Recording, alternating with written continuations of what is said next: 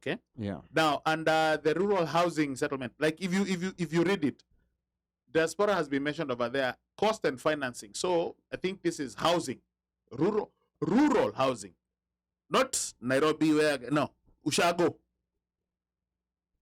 Budget neutral to be financed by pension funds. The numbers there, immediate funds, including diaspora. So diaspora probably is going to do what? It a fund.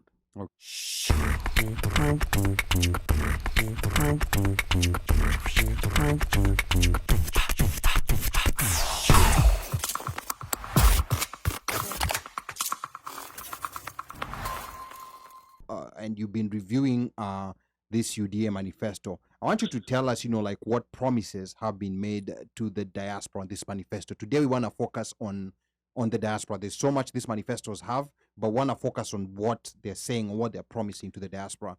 Tuanze now to a bottoms up. What are they saying about the diaspora? In the UDA manifesto, diaspora has been mentioned, I believe, 4 times. And the participation is one, especially I think when it comes to women and what they're going on, what's going on in the diaspora, which my assumption and my supposition is what's going on in Saudi Arabia, in the Middle East, in terms of women and the suffrage. What's going on over there? Because sana it's women who go there, and the stories that we hear are women. The other one was about creating,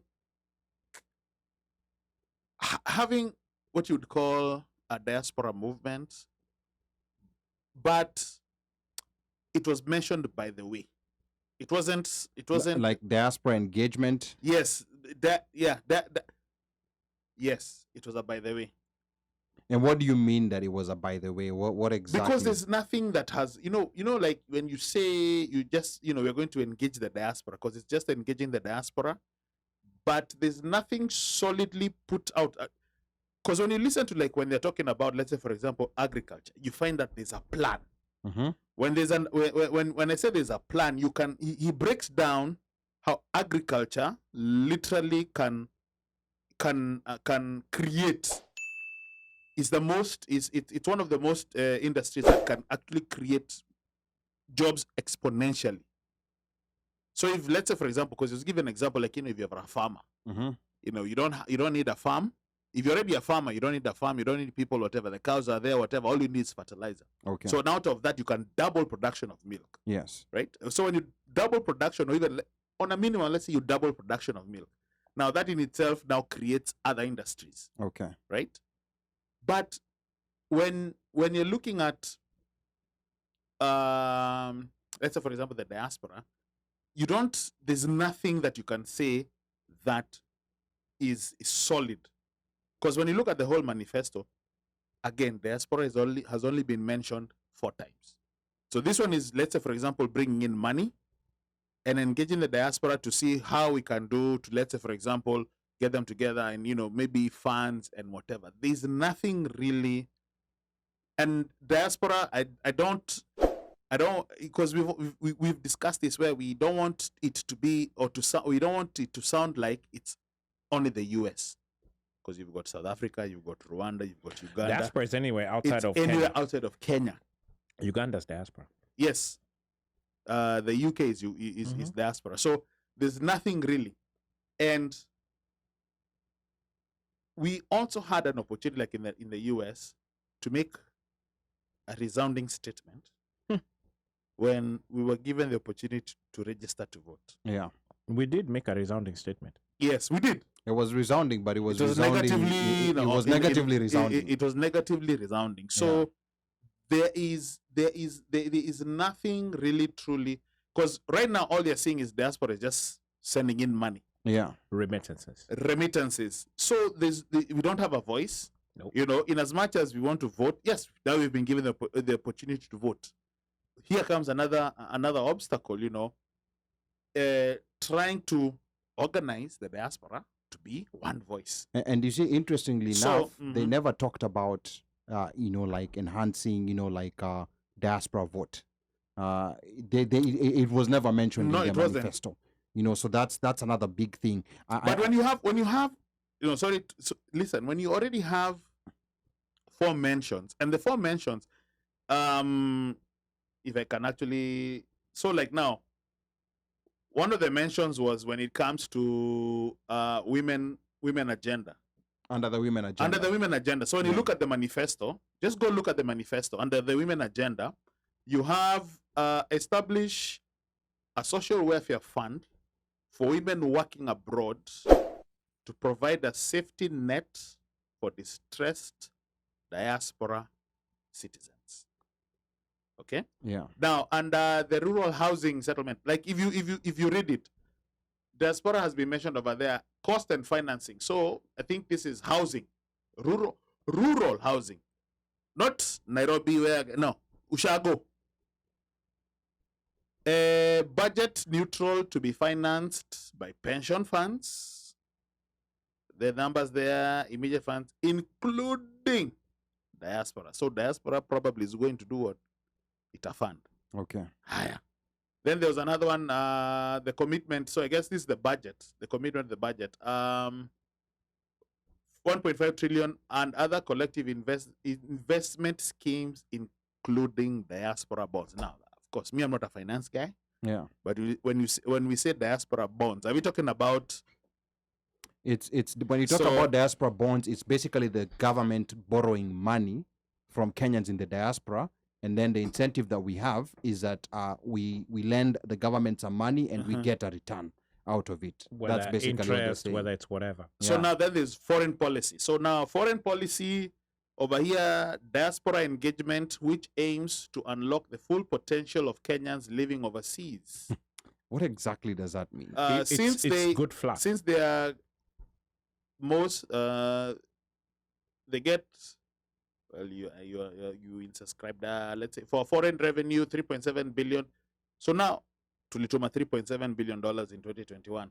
We will facilitate their investment locally and include them in the development and execution of policy. So you hapo ni tena leteni pesa. So ideally, bring money, and your money we shall whatever, but you're not a stakeholder. Okay. But I thought that by the policy stuff, then we become stakeholders. No, we are not. I mean, how? How do you become? How do you become a stakeholder? If we're going to participate, if they're going to ask us to participate, and I'm assuming that by that statement of saying that we will engage the diaspora and allow them to come in and help with policy creation, then I'm assuming that means that you would then. Boss, there's no stake over here, because ideally you don't have bargaining power. Yeah, bargaining power is that money, right? Yeah, but that is not enough because you need a political. You need to have that You need to have that. Yeah, you have that. You need to have that political power to be able to sway decisions. Yes, but I think that by policies, and maybe that's the unwritten part where it's not spelled out, that they would be having something in there where there is some sort of diaspora representation or stake in these policies. Now here's the interesting thing about this UDA manifesto. It did not talk about diaspora voting. It did not talk about diaspora representation. It's been detailed on other aspects.